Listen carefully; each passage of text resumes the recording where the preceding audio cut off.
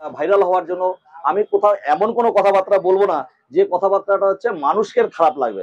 এগুলো একটা ভাট বকা হবে। আমেরিকায় থাকে, তো ওখানে বসে আমার এই কথাবার্তাগুলো শুনে কোনদিন নিয়ে গেল 400 গ্রাম পরোটা। পরোটা নিয়ে আমার বউকে 100 টাকা মিষ্টি খাওয়ার জন্য দিয়ে গেল। আমেরিকার 3খানা সাবান আমার বউকে উপহার দিয়ে গেছে।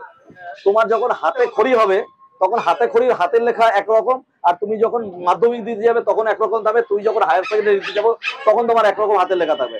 এটাই তো মডিফাই। লোকের প্রশংসা কুড়ানোর জন্য, লোকের এসে করার জন্য, ভাইরাল হওয়ার জন্য আমি কোথাও এমন কোনো কথাবার্তা বলবো না যে কথাবার্তাটা হচ্ছে মানুষকে খারাপ লাগবে। কারণ কাস্টমার আমাকে কিন্তু প্রচুর পরিমাণে সেল দেয়। আমার এই সেলটা কিন্তু প্রচুর পরিমাণে সেল, কারণ এত একটা ভাইরাল, এত একটা এসের মধ্যে থেকেও নানা রকম একটা সোশ্যাল মিডিয়া ভাইরাল। তোমার পরোটা কত দূর থেকে এসছে খেতে খাওয়ার জন্য? দেখো কত দূর থেকে ভ্যারাইটি বিভিন্ন জায়গা থেকে এসছে, তোমাকে তো বলেছে। সেটা কিন্তু ধরো এটা ক্ষণিকের জন্য। যেমন ধরো পুজোর মধ্যে কি কেউ বলেছে যে আমি শুধু পরোটা খাওয়ার জন্য এখানে এসেছি? হ্যাঁ, কিছু লোক আছে। কালকে যেমন বললাম কালীঘাট থেকে এসছে। আচ্ছা, হ্যাঁ, কালীঘাট থেকে শুধুমাত্র একটা এর জন্য শুধু আমার এই ব্লগ দেখে যেমন এই অপমান করা, সম্মান করা, অপমান করা, এইসব কথাবার্তা শুনে সে কালকে গতকাল এসেছিল, খেয়ে গেছে আমার কাছে বসে। তোমার দোকানে কি কখনো দেশের বাইরে থেকে কেউ এসে খেয়েছে? দেশের বাইরে থেকে ধরো এগুলো একটা ভাট বকা হবে। তবে অনিবার্য একটা সত্যি কথা, সেটা হচ্ছে আমার এখানে একটি কাস্টমার, সে কিন্তু রেগুলার বেসিসে একটা লোক, মাঝে মাঝে রেগুলার বেসিসে মানে ডেলি নেয় না, মাঝে মাঝে আসে আমার এখান থেকে পরোটা নিয়ে যায় একটি দাদা। তার কোনো রিলেটিভ বলেছে, উনি বলেছে ওনার একটা দাদা, সে আমেরিকা থাকে।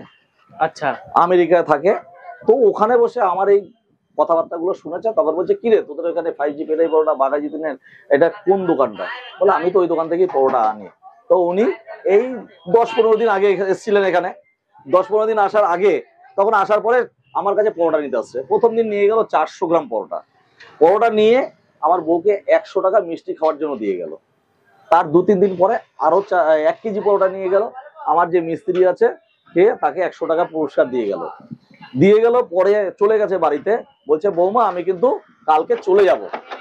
তো আমরা তাকে আমি ভালোবাসা দিলাম, তাকে বললাম, সে আমাকে এসে দিল, ধন্যবাদ দিল, সে আমাকে আশীর্বাদ করে গেল।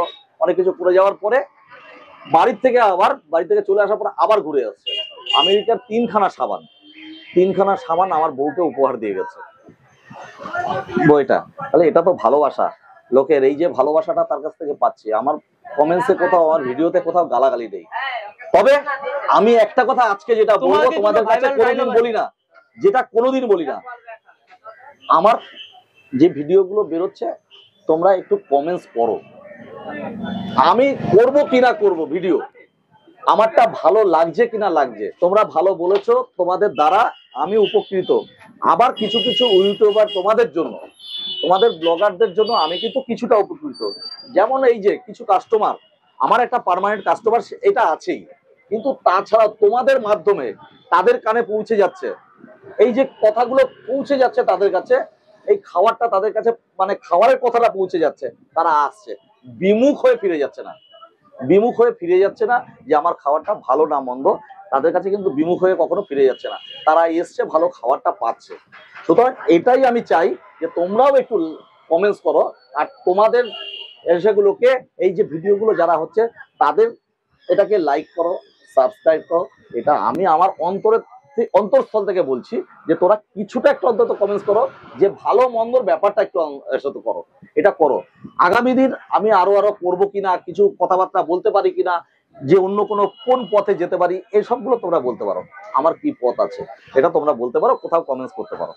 আমার কোনো দ্বিধা নেই তোমাদের কাছে এই উত্তরটা পাওয়ার জন্য। আমি কোথাও আশা করি যে এই উত্তরটা তোমরা দেবে।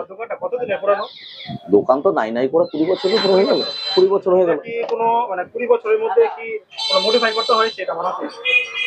পেটাই পরোটা একটা স্বাভাবিক ব্যাপার, অনেকেই বলে এটা একটা স্বাভাবিক ব্যাপার, যেটা মানুষকে আমি শিখিয়েছি। যে কেউ জানেই না, কোনো জিনিস জানতোই না, আমি নিজে শিখেছি।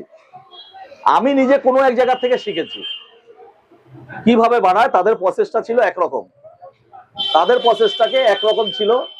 তারা কি করতো, একটা উনুনের মধ্যে কাঠের জালে চাটুর মধ্যে বসিয়ে তৈরি করতো, সেটা হচ্ছে কামালগাছি। আমি বেশি দূরে যাইনি কোথাও, কামালগাছি দুটো দোকান পাশাপাশি ছিল, আমাদের মতনই দুটো দোকান পাশাপাশি ছিল। সেখানে আমি ছোটবেলায় যখন ধরো 10-12 বছর বয়স, তখন আমি একটা কাজের জন্য ওখানে যেতাম বাবার হাত ধরে। তখন সেখানে গিয়ে আমি দেখেছি যে পেটাই পরোটা তৈরি হচ্ছে, আরো অনেক বিভিন্ন ধরনের আইটেম ছিল সেই জায়গাটায়। সুতরাং আমার ভাবনা চিন্তা কিন্তু সেই থেকে আছে, ওইটা ব্যবসাটা করি আমি এখানে, কিন্তু আমার পার্সোনাল কোনো না হলে পরে আমি করতে পারছিলাম না।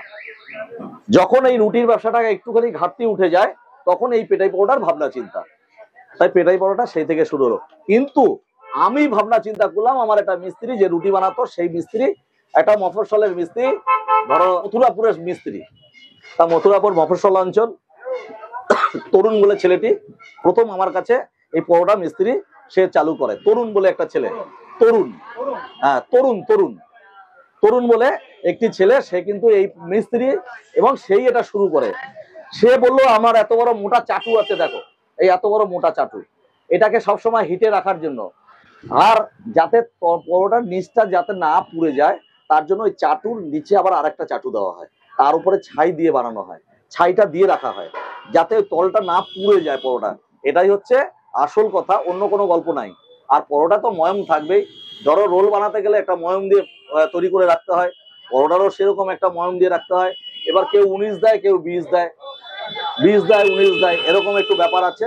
মডিফাইটার কোনো ব্যাপার না। এটাই তুমি যখন যে কোনো কাজ করবে, তোমার হাতের লেখা যখন তুমি থাকবে, তোমার যখন হাতে খড়ি হবে, তখন হাতে খড়ির হাতের লেখা একরকম, আর তুমি যখন মাধ্যমিক দিতে যাবে তখন একরকম থাকবে, তুমি যখন হায়ার সেকেন্ডারি দিতে যাবো তখন তোমার একরকম হাতের লেখা থাকবে। এটাই তো মডিফাই। তোমার চিন্তা ভাবনা, তুমি যখন বাধা হবে তখন তোমার চিন্তা ভাবনাটা এগিয়ে যাবে, তুমি কিভাবে ওকে আরো ভালো করবে, কিভাবে ওকে আরো করবে, এটাই মডিফাই।